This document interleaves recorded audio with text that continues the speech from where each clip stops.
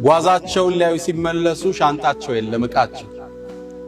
ሻንጣዬ ዕቃዬሳሉ ነቢዩ ዓለይሂ ሰላቱ ወሰላም መካ ተወለዱና ልቅናዋን አጎኗት። ፈውሊደ ፊ መካ ፈአስበሐት ሙከረም።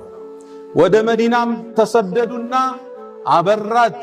ወሃጀረ ኢለል መዲና ፈአስበሐት ሙነወራ። ወደ ልቦናችን ገባና ልቦናችንም ጸዳ። መልእክተኛው ዓለይሂ ሰላቱ ወሰላም የተሰጣቸውን ተልእኮ ለማስከተል መካ ምቹ ሜዳ አልነበረችም። ወደ መዲና መሰደድ ግድ ሆነ።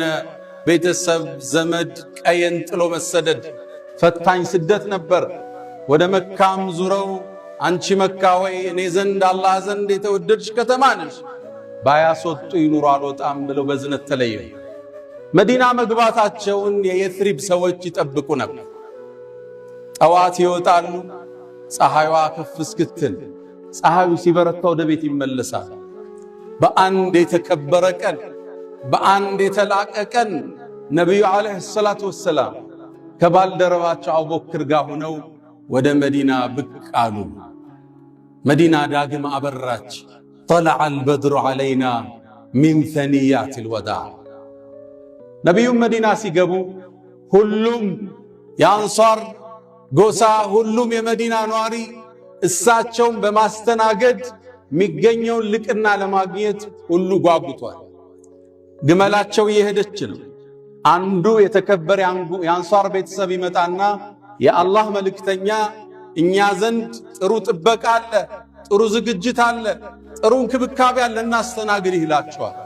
እሳቸውም መልሳቸው አንድ ነው፣ ደዑሃ ፈኢነሃ መእሙራ።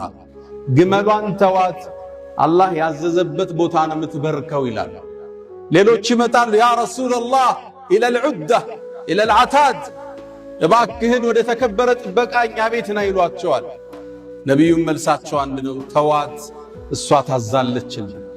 በዚህ መሃል አንድ ስትራቴጂክ የሆነ ወጣት፣ ሃያዎቹ መጨረሻ ላይ የሚገኝ ወጣት ይሄን የህዝብ ጥያቄ የሚያሸንፍበትን ሐሳብ ቀየሰ።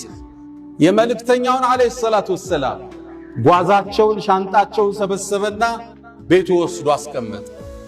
ነቢዩም ዓለይሂ ሰላቱ ወሰላም ግመላቸው ስትበርክ ጓዛቸውን ሊያዩ ሲመለሱ ሻንጣቸው የለም ዕቃቸው። ሻንጣዬ ዕቃዬሳሉ ሲሉ አቡ አዩብ አልአንሳሪ ረዲየላሁ ተዓላ አንሁ የወጣት የአላህ መልእክተኛ እኔ ጋር አድርጌዋለሁ። ነቢዩም ዓለይሂ ሰላቱ ወሰላም የህዝብን የተለያየ ጥያቄ የሚፈቱበት መንገድ አገኙ። አረጅሉ መዓ ረሕሊህ፣ እንግዲያውማ ሰው የሚያርፈው ጓዙ ካለበት ቤት ነው።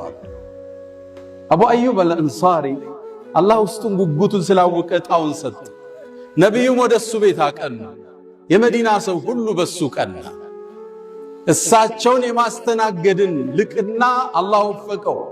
ከአቡ አዩብ አልአንሳሪ ቤት ነቢዩ ዓለይሂ ሰላቱ ወሰላም 1 ወር ሙሉ ተቀምጠዋል።